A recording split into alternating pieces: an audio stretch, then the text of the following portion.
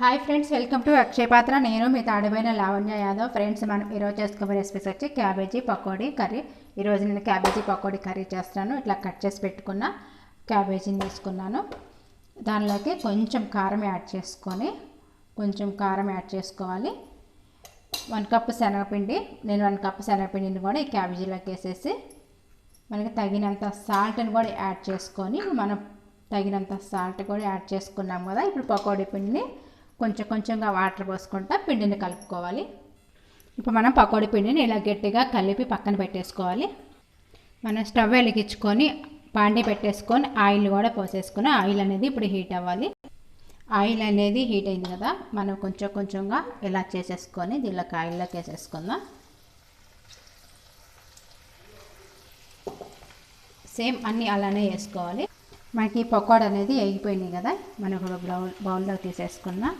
మనకి పకోడా రెడీ అయిపోయింది. బౌల్లోకి వేసేసుకున్నాం. మిగతా పిండిని కూడా సేమ్ మనం అలానే వేసుకోవాలి. మనకి ఇప్పుడు పకోడా అనేది రెడీ చేసుకున్నాం కదా, ఇప్పుడు కర్రీని ఎలా రెడీ చేసుకోవాలి ఇప్పుడు చూపిస్తాను. మనం స్టవ్ ఆఫ్ చేసుకొని బాండీ పక్కన పెట్టేసుకుందాం. ఇప్పుడు మన కర్రీలోకి వేయించి పెట్టుకున్న ధనియాలు, చెక్క, లవంగాలు, వెల్లుల్లి రెబ్బలు, అల్లం ముక్క, టమాటాలు, కొత్తిమీర వీటన్నిటిని ఇప్పుడు మనం మిక్సీ జార్ తీసుకొని మిక్సీ పట్టేసుకుందాము. మనం మిక్సీ జార్లోకి వేస్తున్నాం. ఇప్పుడు మిక్సీ జార్లోది మెత్తగా మనం గ్రైండ్ చేసుకోవాలి. మన మసాలా అనేది ఇట్లా మెత్తగా గ్రైండ్ చేసి పెట్టుకున్నాము. ముందుగా స్టవ్ వెలిగించుకొని బాండీ పెట్టేసుకొని దీనిలోకి 1 స్పూన్ ఆయిల్ అనేది యాడ్ చేసుకున్నాను. ఇప్పుడు పోపు దినుసులు కూడా యాడ్ చేసుకుందాం. కట్ చేసి పెట్టిన పచ్చిమిరపకాయ ముక్కలు కూడా యాడ్ చేసుకుందాం. ఒక 2 పచ్చిమిరపకాయలని సన్నగా కట్ చేసి పెట్టాను. సన్నగా కట్ చేసి పెట్టుకున్న ఉల్లిపాయ ముక్కలను కూడా కట్ చేసి పెట్టుకున్నాను. సన్నగా కట్ చేసి పెట్టుకున్న ఉల్లిపాయ ముక్కలు. మనకి ఉల్లిపాయ ముక్కలు అనేది బాగా దూరగా వేయించుకోవాలి. ఉల్లిపాయ ముక్కలు వేగిపోయినాయి కదా, మనం మిక్సీ పట్టుకున్న మసాలాను కూడా దీనిలోకి యాడ్ చేసుకుందాం.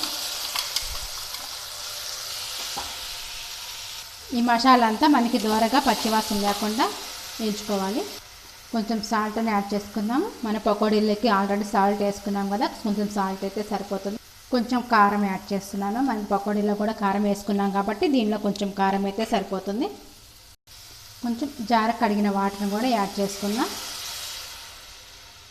ఇలాగ పకోడీలు రెడీ అయిపోయినాయి కదా, మనకి ఈ పకోడీలు అనేది దీనిలోకి వేసేసుకుందాము. అన్ని దానిలోకి వేసేసుకున్నాం కదా, ఒక 3-2 మినిట్స్ వరకు ఉడికించుకోవాలి. మనకి కర్రీ అనేది రెడీ అయిపోయింది. క్యాబేజీ కర్రీ స్టవ్ ఆఫ్ చేసుకొని పక్కన పెట్టేసుకొని ఒక బౌల్లో తీసేసుకుందాము. ఫ్రెండ్స్, మనకి క్యాబేజీ పకోడీ కర్రీ అనేది రెడీ అయిపోయింది. మనకి దోశలో కానీ రైస్లో కానీ చాలా బాగుంటుంది, చపాతీలో కూడా బాగుంటుంది. ఫ్రెండ్స్, మీకు ఈ వీడియో నచ్చినట్లయితే లైక్ చేయండి, షేర్ చేయండి, సబ్స్క్రైబ్ చేయండి. ప్లీజ్ సబ్స్క్రైబ్ అక్షయ పాత్ర. నా ఛానల్ని కొత్తగా చూస్తున్నవాడు కూడా ప్లీజ్ సబ్స్క్రైబ్ అక్షయ పాత్ర. బాయ్ ఫ్రెండ్స్, ఇంకోసారి కొత్త వీడియోతో రేపు మీ ముందుకు వస్తాను.